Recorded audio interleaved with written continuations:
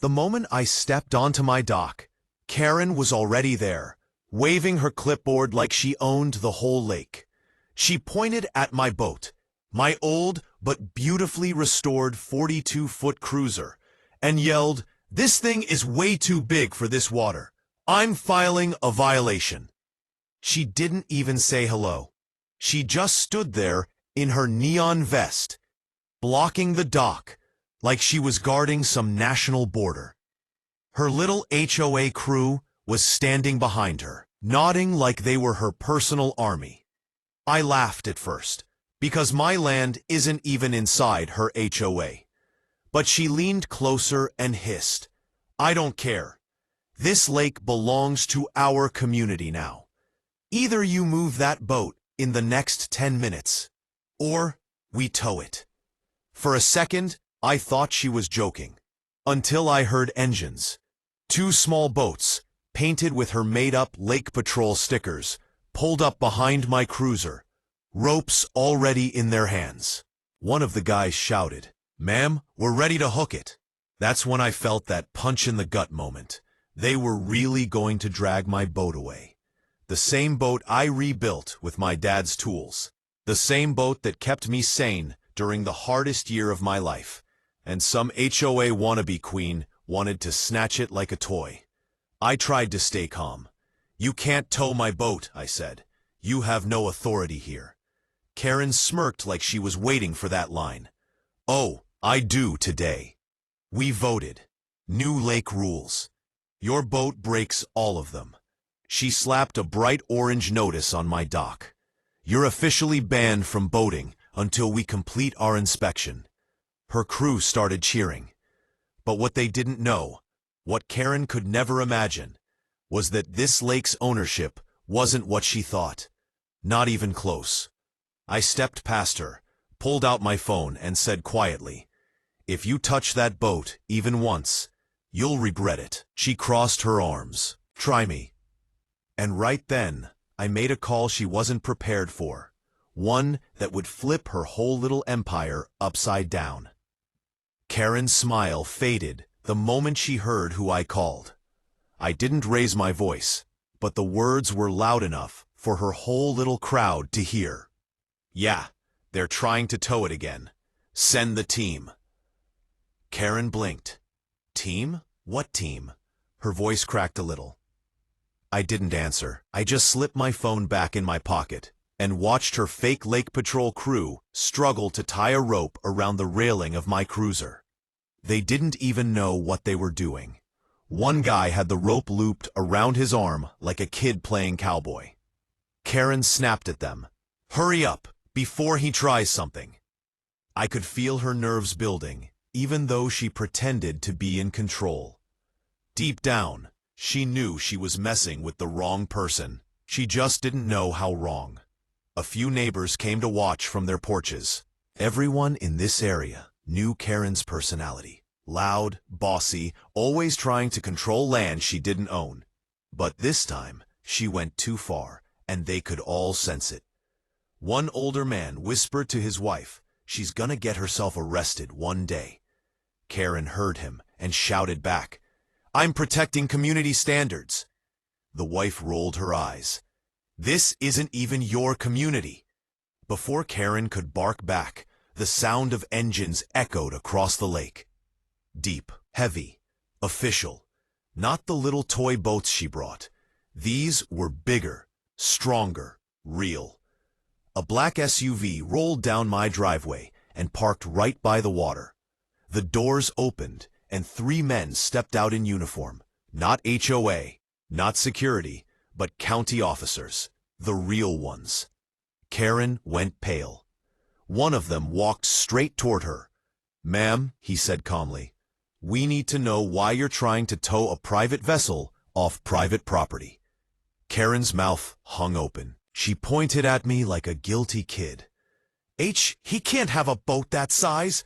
My HOA has rules. The lake belongs to us." The officer raised a brow. "Which HOA?" She held up her clipboard. "The Lakeside Community Association." The officer glanced at me. I tried not to smile. "Ma'am," he said, "that HOA doesn't have jurisdiction on this lake. At all. Not a single inch." Karen shook her head wildly. "That's not true. Our president said we expanded our borders." The officer stepped closer. "Ma'am, you can't expand your borders onto land and water you don't own." Her face twisted in confusion and anger. "Then who does?" I finally spoke, slow and calm. "Me." Karen spun around. "You? You can't own a whole lake!" But she had no idea. And the truth was about to hit her even harder than the officer's arrival. Karen stared at me like I had just told her the sky was fake. "You own the lake? Don't lie." "Nobody owns a whole lake." I walked past her and stepped onto the dock. The officer didn't stop me. He already knew the truth. Karen's fake patrol crew froze mid-rope, unsure if they should keep pulling or jump back into their boats. I unlocked the small metal box attached to the dock post and pulled out a waterproof folder. Karen leaned forward like she wanted to snatch it from my hands. I didn't even need to open it. I just held it up. "This," I said, "is the original land deed. My grandfather bought the entire lake and a mile of shoreline in 1964. It's been in my family ever since." Karen blinked so fast she looked like a malfunctioning robot. "That can't be real." The officer reached for the folder. "Ma'am, it is. We verified it last year when he requested shoreline permits." Karen stumbled back. "Shoreline permits? For what?" I smiled, just a little. "Repairs, boat lifts, and private access rights." She gasped. "Private? Meaning only you?" I nodded. "Only me. So technically, everyone from your HOA who's been using the lake, they've all been trespassing." Her mouth made a tiny squeak, but no sound came out. The officer turned to her fake lake patrol crew. "Drop the ropes, now." The men didn't argue. They let the ropes fall and backed their little boats away like they were afraid the water might explode. But Karen wasn't done. Her voice cracked as she tried to recover her confidence. You can't just kick us off the lake. We've been using it for years. My club has rights." "No," I said softly. "Your club has habits, not rights." She took a shaky step toward me. "Then we'll take it to court." "You already did," I said, "last month. And you lost." Her face drained of color. What?" The officer nodded. "We handled the case. You were notified. Multiple times."